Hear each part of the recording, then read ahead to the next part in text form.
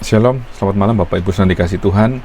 Malam hari ini kita berjumpa kembali dalam program My Way, satu program renungan singkat yang akan memberkati kehidupan kita di malam hari ini sebelum kita beristirahat tidur dalam damai sejahtera Tuhan. Dan malam hari ini saya ingin membawakan satu tema, yaitu kita adalah gereja Tuhan. Mungkin kita sering mendengar kata-kata gereja, dan kalau kita mendengar kata-kata gereja, yang terpikirkan dalam benak pikiran kita adalah bentuk bangunan gereja secara fisik, atau bisa kita sebut tempat ibadah orang Kristen, di mana setiap minggunya banyak anak-anak Tuhan atau orang-orang Kristen yang harus datang beribadah di gereja, sehingga kata-kata gereja seringkali langsung terbersit dalam pikiran kita adalah bangunan gereja. Tetapi firman Tuhan di dalam 1 Korintus 6 ayat 19 dan 20 itu menyatakan, atau tidak tahukah kamu bahwa tubuhmu adalah bait Roh Kudus yang diam di dalam kamu, Roh Kudus yang kamu peroleh dari Allah, dan bahwa kamu bukan milik kamu sendiri. Ayat 20, sebab kamu telah dibeli dan harganya telah lunas dibayar, karena itu muliakanlah Allah dengan tubuhmu. Nah, di dalam 1 Korintus 6 ayat 19 dan 20 ini menyatakan bahwa tubuh kita adalah bait Roh Kudus. Bait Roh Kudus adalah rumah atau tempat Roh Kudus berdiam, sehingga saat kita telah dibeli dan harganya telah lunas dibayar oleh darah Yesus Kristus yang mahal, maka hidup kita ini bukan lagi milik kita sendiri, tapi hidup kita ini adalah hidup milik Allah, dimana kalau kita menjadi milik Allah, maka Roh Kudus itu dimeteraikan dalam hidup kita. Roh Kudus ini berdiam di dalam hidup kita ini, maka tubuh kita ini adalah baitnya, atau rumah, atau tempat kediaman Allah, tempat kediaman Roh Kudus, di mana Roh Kudus itu akan berdiam dan berkuasa penuh di dalamnya. Nah, seringkali kita memiliki pengertian yang salah tentang arti kata gereja, tapi malam hari ini kita belajar mendengar satu kebenaran bahwa bait Roh Kudus adalah rumah Allah, di mana tubuh kita adalah rumah Allah. Jadi gereja tidak hanya berbicara tentang gedung, tempat, atau organisasi tertentu, tetapi seringkali kita mendengar juga pernyataan di akhir zaman bahwa Tuhan akan mengangkat gerejanya. Jadi tidak mungkin yang diangkat adalah bangunan gereja atau organisasinya, tapi yang diangkat adalah kita semua, anak-anak Tuhan atau umat yang percaya.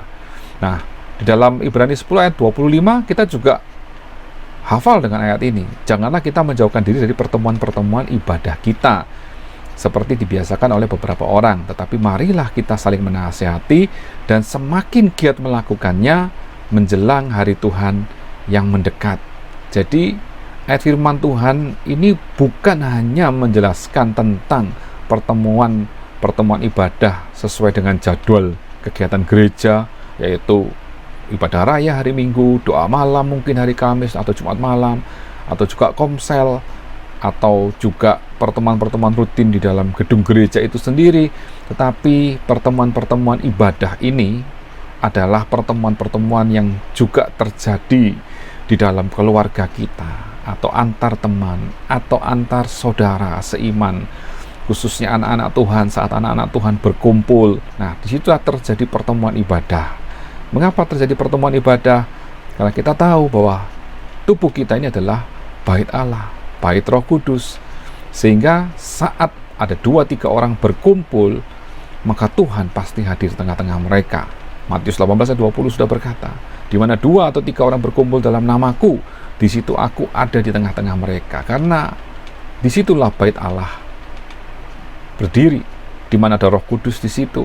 Dan waktu pertemuan itu terjadi, mari kita saling menasihati, saling menguatkan satu dengan yang lain, saling mengingatkan akan kata-kata iman, pengharapan, janji yang sudah terus dalam Alkitab ini, yang harus kita aplikasikan, implementasikan dalam hidup kita.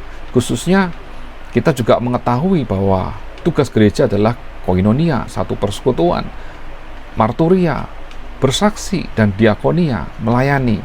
Maka jika kita adalah bait Allah, kita adalah gereja, di mana kita adalah rumah Tuhan, maka kita juga wajib untuk bersekutu satu dengan yang lain. Kita juga wajib untuk bersaksi. Kita wajib juga untuk melayani Tuhan. Nah, itulah fungsi gereja. Jika gereja dikonotasikan hanya sebagai bangunan fisik saja, maka gereja akan mudah dihancurkan atau hancur. Di dalam peperangan atau ada bencana-bencana alam, gereja itu bisa saja hancur. Pertemuan-pertemuan ibadah rutin pun bisa saja berakhir.